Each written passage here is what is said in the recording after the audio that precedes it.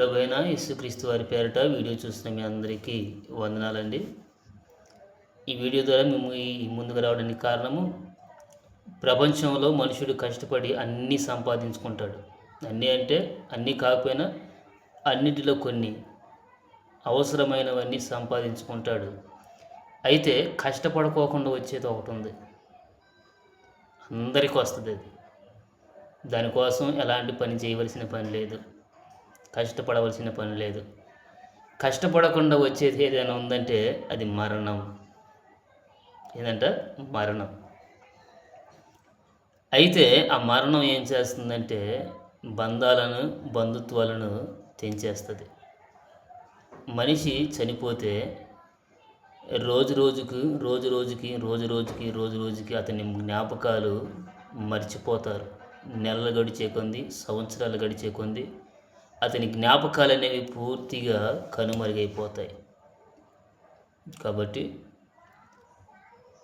ప్రాణం అనేది చాలా విలువైనది. కొంతమంది ఆ విలువ తెలియక చిన్న చిన్న సమస్యల కారణంగా ప్రాణాలను తీసుకుంటూ ఉన్నారు.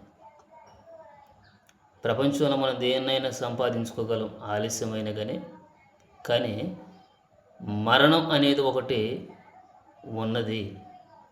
మరణం మనల్ని ఆవహించినప్పుడు, మరణం మనల్ని పిలిచినప్పుడు మనం సంపాదించినది అంతా కూడా ఏమవుతుందో మనకు తెలియదు.